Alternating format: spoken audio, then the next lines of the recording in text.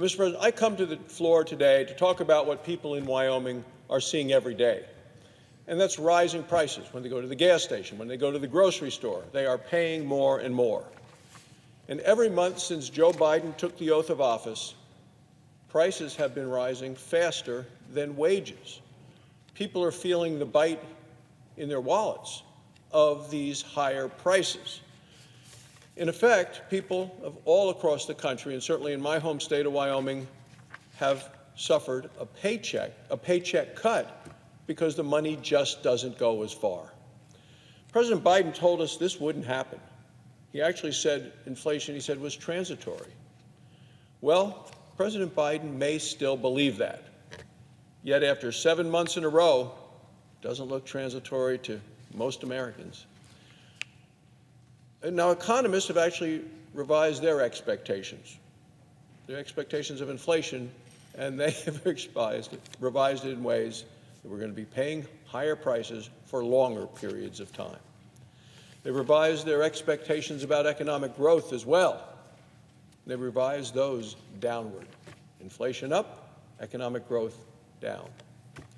On Friday, the Commerce Department said one measure of inflation has actually hit the highest that it's been in 30 years. The company's sales force now estimates that costs for Christmas shopping will go up by 20 cents for every dollar you would spend on Christmas presents. Now, the store Dollar Tree has announced that it will start selling items which cost more than $1. We have 10 Dollar Tree stores in Wyoming. They're a very important part of our communities. Many people in rural areas rely on dollar stores for their everyday needs. In Joe Biden's economy, these people are getting hurt the most. So why is it happening? Well, it's because the money supply hasn't increased this fast in 75 years. Last year, Congress spent trillions of dollars to respond to the worst pandemic in our nation's history, actually in a century. With a Republican majority in the Senate, we passed 5 relief bills. They were all done in a bipartisan, overwhelming majority vote.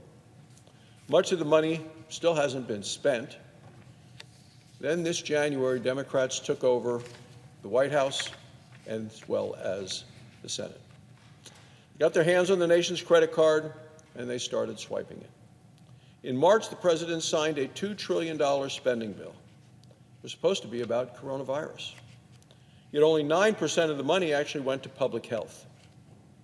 They cut Republicans out of the negotiations completely. So much of the new spending went to Democrats' favored groups, to labor unions, union bosses, to bankrupt blue states. They put the bill for all of that spending entirely on the American credit card. The Federal Reserve started printing money, prices started going up. Yet Democrats haven't learned their lesson. They want to keep spending. Now they want to spend more than twice as much money as they had just spent in March. And they're also asking for the largest tax increase in 50 years. Tax increases also raise prices. Last week, the White House press secretary made a statement, and to me it was one of the most irrational statements that some business owners have ever heard. Because she said, it is unfair and absurd for companies to raise prices in response to higher taxes. She said it's absurd and unfair for companies to raise prices in response to higher taxes. Well, it may be unfair, but it certainly is not absurd. It's basic arithmetic. When the government raises taxes, the cost of doing business goes up. Companies then either have to cut costs or increase their revenue.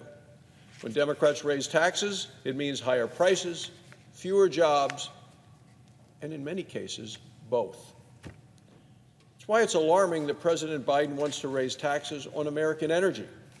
Energy prices have already gone up. Oil yesterday was at a 7 or an 8-year high. Natural gas prices have doubled this year. Democrats are now proposing, though, a new fee on natural gas production. According to one estimate, the new fee would cost our economy $9.1 billion and eliminate 90,000 good-paying American energy jobs. It would also mean higher energy prices for people trying to heat their home, cool their home. Higher energy prices also mean higher grocery prices, means higher retail prices.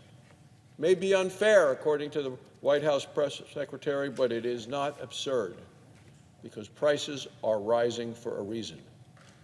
They're rising because Democrats spent trillions of dollars that we cannot afford. Democrats need to learn their lesson before it's too late. Stop this rush to more taxes and spending and borrowing.